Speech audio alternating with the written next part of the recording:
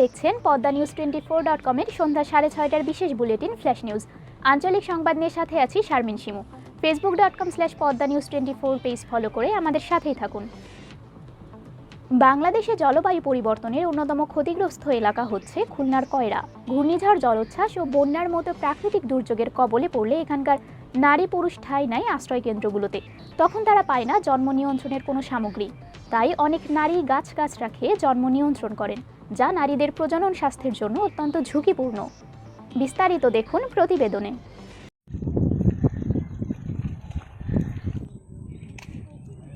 ঘূর্ণিঝড় প্রবণ এলাকা খুলনার কয়রা উপজেলা। দুর্যোগের সময় এখানকার মানুষদের আশ্রয় নিতে হয় সাইক্লোন শেল্টারে। আশ্রয় কেন্দ্র থেকে ফেরার পরও জীবনযাত্রার স্বাভাবিক হতে সময় লাগে আরও কিছুদিন।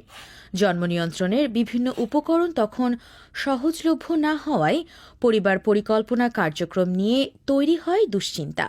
পুরুষদের জন্য জন্ম নিয়ন্ত্রণ উপকরণের ব্যবহার সহজ ও পার্শ্ব প্রতিক্রিয়া কম। তবে এখানকার পুরুষদের তা অনীহা থাকায় পুরো দায় ও দায়িত্ব বর্তায় নারীর উপর। টাকা পয়সা নেই, আমরা ওই জাতিগুলি কাটকাটাইতে কিনতি, আমরা ওই কিনে নিতে এসে এই বাড়ি দিয়ে যাই, এখান থেকে নিয়ে খাই।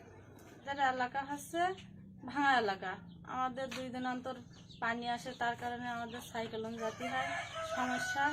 এর জন্য ছেলে মেয়ে নিতে পারি না, আর ব্যবসা বাণিজ্য তেমন একটা ভালো না, তার কারণে আমরা এখন ছেলে মেয়ে নিচ্ছি না। এই জন্য আমরা 3 বছরের জন্য একটা করে ইঞ্জেকশন দিচ্ছি। নারী বন্দিরাকে গাছরা পোড়ায় 3-4 বছরই পোড়ায় হলো বাঁচা কাছা, তারির জন্য বন্ধ রাখতে চায়। স্থায়ী জন্ম নিয়ন্ত্রণের জন্য কেউ কেউ ইনজেকশন নেন, কেউ বা বিভিন্ন ওষুধ সেবন করেন।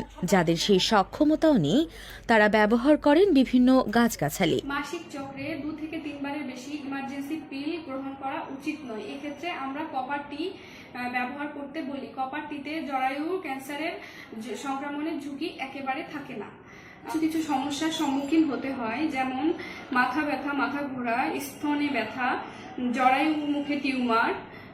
এগুলো সমস্যার সম্মুখীন অনেকের হতে পারে। চিকিৎসক বলেছেন, পিল, ইনজেকশন যেসব জন্ম নিয়ন্ত্রণ পদ্ধতি আছে সেগুলো ব্যবহারের আগে বাড়তি সতর্কতা প্রয়োজন।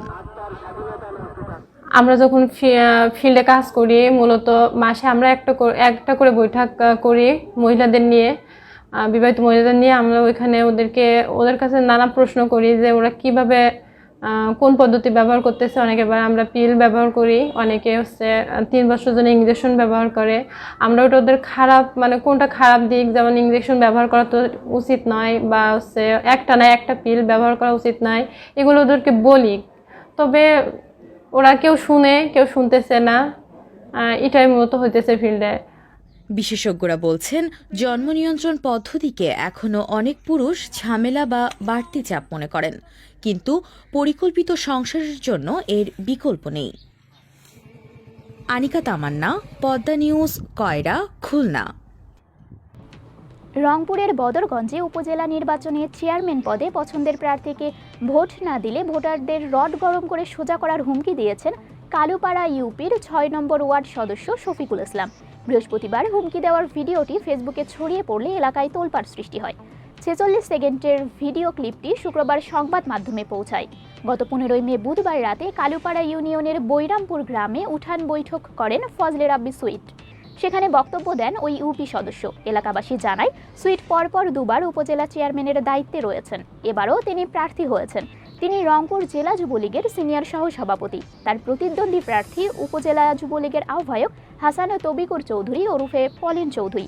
আগামী 5 জুন এই উপজেলায় ভোট হবে। যশোরের বেনাপোল বন্দর দিয়ে 5 দিন আমদানি রপ্তানি বন্ধ থাকবে। ভারতীয় লোকসভা নির্বাচন, বৌদ্ধ পূর্ণিমা ও বাংলাদেশের যশোরের শার্শা উপজেলায় নির্বাচনের কারণে শুক্রবার বিকেল থেকে বন্দরের কার্যক্রম বন্ধ হয়। থাকবে 22 মে বুধবার পর্যন্ত। বেনাপোল চেকপোস্টের ভারপ্রাপ্ত কর্মকর্তা আজহারুল ইসলাম জানান, এ সময়ে চেকপোস্ট দিয়ে 2 দেশের মধ্যে যাত্রী পারাপারে বিধিনিষেধ আরোপ করেছে ভারত সরকার। তবে মেডিকেল ভিসা বা জরুরি ভিসায় বাংলাদেশে প্রবেশ করতে পারবেন বাংলাদেশে অবস্থানরত ভারতীয় যাত্রীরা। 21 মে সকাল থেকে 2 দেশের মধ্যে যাত্রী পারাপার হবে। 23 মে বৃহস্পতিবার বন্দরের আমদানি রপ্তানি কার্যক্রম চালু হবে। মুন্সিগঞ্জের টঙ্গী বাড়িতে কোষ্টি পাথরের বিষ্ণু মূর্তি উদ্ধার করা হয়েছে।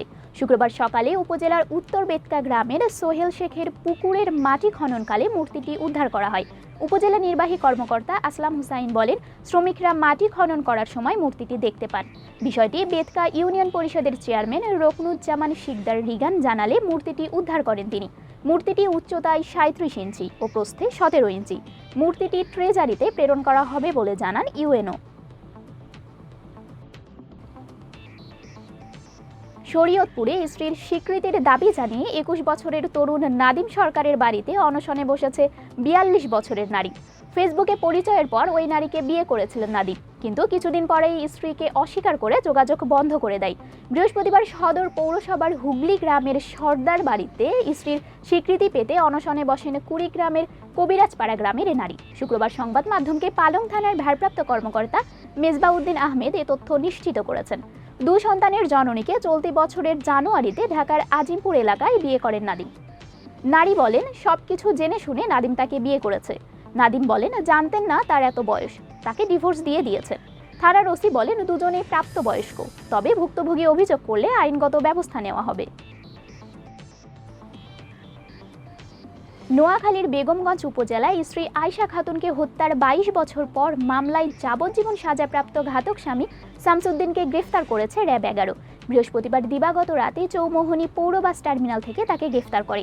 নোয়াখালীর কোম্পানির ভারপ্রাপ্ত কমান্ডার সহকারী পুলিশ সুপার গোলাম মোর্শেদ বলেন, আসামি শামসুদ্দিন সহ জয়নাল আবেদিন, মনোয়ারা বেগম ও বিলকিস বেগম পরস্পর যোগ সাজসে আয়শাকে শারীরিক নির্যাতন ও গলা টিপে শ্বাসরোধ করে হত্যা করে। পরে এ ঘটনায় 2002 সালের 13 জুন সুধারাম থানায় মামলা হয়। মামলার বিচারিক কার্যক্রম শেষে 2009 সালের 30 জুলাই আসামি ঘাতক স্বামীকে যাবজ্জীবন কারাদণ্ডাদেশ প্রদান করেন আদালত। হত্যাকাণ্ডের পর থেকেই আসামি আত্মগোপনে ছিলেন। গুরুত্বপূর্ণ সব সংবাদ জানতে poddanews24.com এর বিশেষ বুলেটিন ফ্ল্যাশ নিউজ দেখবেন প্রতিদিন সন্ধ্যা 6:30, রাত 8:30 ও রাত 10:30টায়। ফ্ল্যাশ নিউজ দেখতে ফেসবুকে আমাদের ফলো করুন facebook.com/poddanews24 আর ইউটিউবে সাবস্ক্রাইব করুন youtube.com/@poddanews24 চ্যানেল। নিয়মিত দেশ বিদেশের আপডেট সব সংবাদ জানতে ভিজিট করুন মাল্টিমিডিয়া নিউজ পোর্টাল poddanews24.com। পরবর্তী ফ্ল্যাশ নিউজ দেখার আমন্ত্রণ জানিয়ে বিদায় নিচ্ছি আমি শারমিন শিমু। ভালো থাকুন, সুস্থ থাকুন।